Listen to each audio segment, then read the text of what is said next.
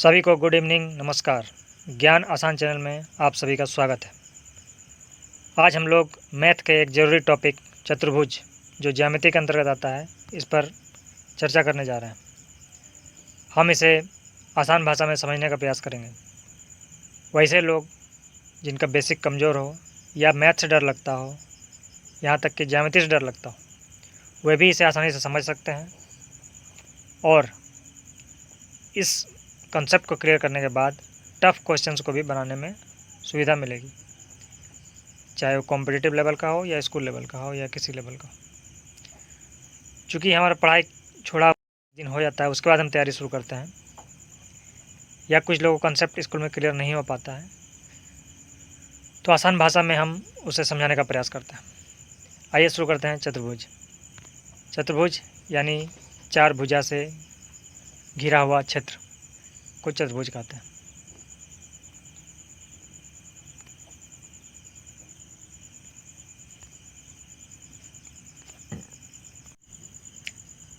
चतुर्भुज में चार भुजाएं होती है जो बंद आकृति को निर्माण करती है। अगर यह आकृति बंद ना हो, खुली हो, तो इसे हम चतुर्भुज नहीं कहेंगे। मान लेते हैं भुजा 1, 2, 3, 4, लेकिन यह एक खुली आकृति है, इसे हम चतुर्भुज नहीं कहेंगे। चतुर्भुज होने के लिए आकृति का बंद होना आवश्यक है। जैसे ये, इसमें चार कोण होता है, 1, 2, 3, 4, चार भुजाएं एवं चार कोण पाए जाते हैं, इसे हम चतुर्भुज कहते हैं। ठीक है। इसमें चतुर्भुज के चारों कोणों के योगफल, एक कोण, दो कोण, तीन कोण, चार कोण, चारों कोणों का योगफल 360 डिग्री के बराबर होता है। चारों कोणों को जोड़ने पर यह 360 डिग्री होता है। चतुर्भुज विभिन्न प्रकार के होते हैं, जैसे कि वर्ग हो गया, आयत हो गया, समचतुर्भुज हो गया, समानांतर चतुर्भुज हो गया, ठीक है, समलंब चतुर्भुज हो गया। तो इनमें क्या अंतर पाया जाता है? सभी में चार भुजाएं होती हैं, ये कंपलसरी है। सभी में चार कोण होता है, ये भी कंपलसरी है। और चारों कोणों का योगफल 360 डिग्री होता है, ये सभी में पाया जाता है, सभी चतुर्भुज में। फिर ऐसा क्या अंतर होता है जो अलग अलग नाम सभी का दिया जाता है? चलिए आइए इसे समझते हैं। सबसे पहले हम देखेंगे समानांतर चतुर्भुज। समानांतर चतुर्भुज का मतलब होता है ऐसा चतुर्भुज जिसमें चार भुजाएं और चार कोण तो पाया जाएगा, लेकिन विशेषता इसमें ये होती है कि ऐसा चतुर्भुज जिनमें आमने सामने की भुजाएं आपस में समानांतर हो। जैसे कि ये भुजा, ये भुजा, ये समानांतर होनी चाहिए, ये भुजा, ये भुजा समानांतर होनी चाहिए। तो ऐसे चतुर्भुज को समानांतर चतुर्भुज बोलते हैं। ठीक है। और ये आपस में समानांतर होने के साथ साथ समान भी होते हैं, यानी बराबर होता है। जैसे एग्जाम्पल, अगर एक चतुर्भुज है, ये एक समानांतर चतुर्भुज है, ये भुजा इसके समानांतर, ये भुजा इसके समानांतर है और समान भी है। अगर ये 5 सेंटीमीटर है तो ये भी 5 सेंटीमीटर है, ये 5 सेंटीमीटर तो ये भी 5 सेंटीमीटर, ये अगर 8 सेंटीमीटर तो ये भी 8 सेंटीमीटर, यानी भुजाओं की लंबाई भी समान होगी और आमने सामने की भुजाएं समानांतर होंगे। ठीक है, ये इसके समानांतर, ये इसके समानांतर। अब समानांतर चतुर्भुज का मतलब कैसे समझेंगे कि ये भुजाएं समानांतर है? इसका एक ही तरीका है कि जब हम इन भुजाओं को आगे की ओर बढ़ाते हैं, ठीक है, ये भुजा इसका समानांतर है तो ये इसको बढ़ाते हैं, ये दोनों आपस में कभी भी कटना नहीं चाहिए या मिलना नहीं चाहिए।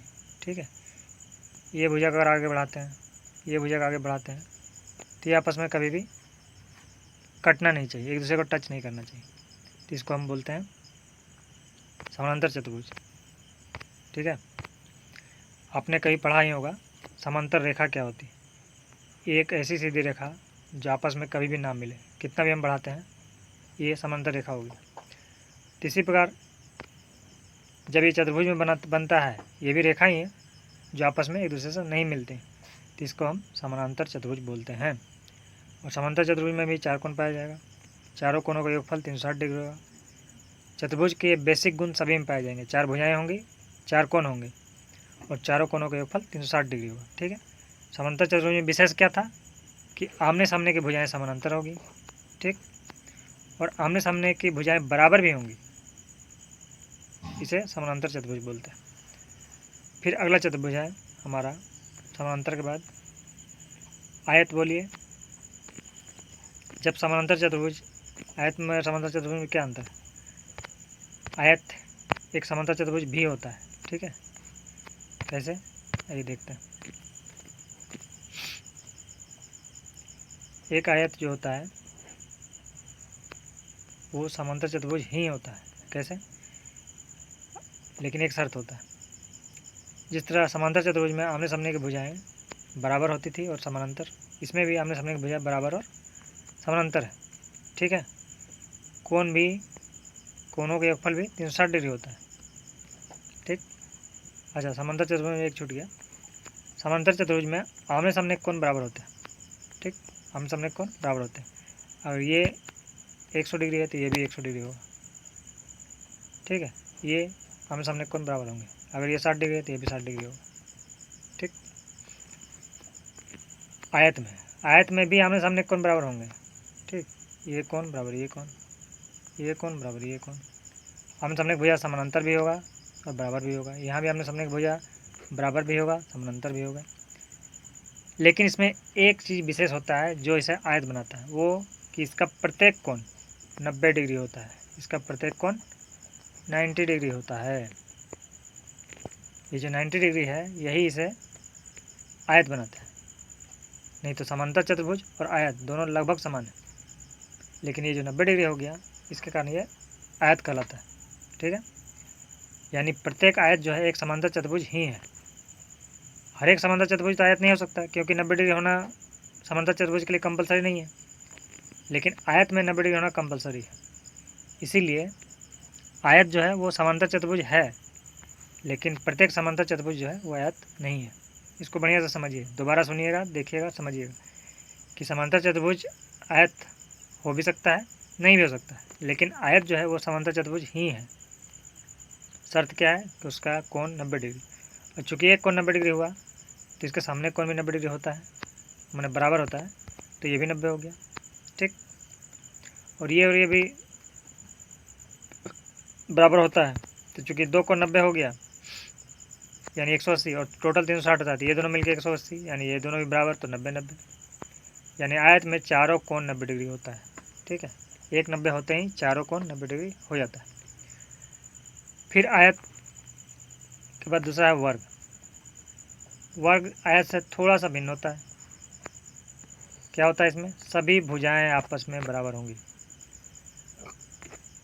एक आयत में जब सभी भुजा बराबर हो जाए, यानी चारों भुजा, ये 5 सेंटीमीटर तो ये भी 5 सेंटीमीटर, ये भी 5 सेंटीमीटर, ये भी 5 सेंटीमीटर, जब किसी समांतर चतुर्भुज की चारों भुजाएं बराबर हो और कोण 90 डिग्री हो, ठीक है, तो उसको हम वर्ग बोलेंगे। समानांतर चतुर्भुज में भुजाएं आपस में समांतर होती थी, ठीक है, और बराबर, आमने सामने भुजाएं समांतर और बराबर, लेकिन 90 डिग्री नहीं होता था। 90 डिग्री जब हो गया तो आयत हो गया। उसमें चारों भुजा के बराबर होना जरूरी नहीं था, सिर्फ आमने सामने की भुजा बराबर होनी चाहिए। लेकिन वर्ग में क्या है कि आमने सामने की भुजा बराबर है और चारों भुजा भी बराबर है, यानी चारों भुजा ही बराबर है, आमने सामने का नहीं, चारों ही बराबर है। और प्रत्येक कोण इसमें भी 90 डिग्री, ठीक है। वर्ग में प्रत्येक कोण 90 डिग्री, आयत में भी प्रत्येक कोण 90 डिग्री, लेकिन दोनों में अंतर यही है कि आयत में आमने सामने की भुजा बराबर होती है, चारों भुजा बराबर नहीं होती। इसमें आमने सामने की भुजा बराबर है और सब बराबर है, यानी कि चारों भुजा बराबर है, इसलिए वर्ग है, ठीक है। अब अगला चतुर्भुज है सम चतुर्भुज। जैसा कि आयत था, सॉरी वर्ग था कि चारों भुजा आपस में बराबर और प्रत्येक कोण 90 डिग्री, ठीक है, तो ये वर्ग था।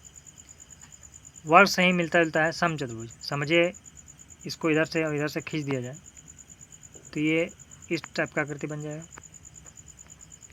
ठीक है। इसमें भी प्रत्येक भुजा बराबर होती है, वर्ग में भी था, इसमें भी था।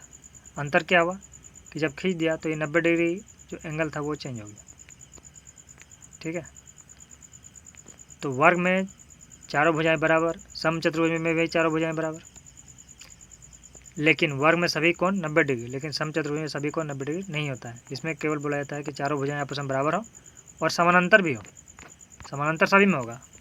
समझिए कि सभी जो है समानांतर चतुर्भुज ही हैं। आयत भी समानांतर चतुर्भुज है, वर्ग भी समानांतर चतुर्भुज है, और समचतुर्भुज भी समानांतर चतुर्भुज है, क्योंकि आमने सामने की भुजा समानांतर इसमें भी है। ठीक है, लेकिन इसमें एक शर्त आ गया कि सभी भुजाएं बराबर हो, लेकिन कोई भी कोण 90 डिग्री ना हो।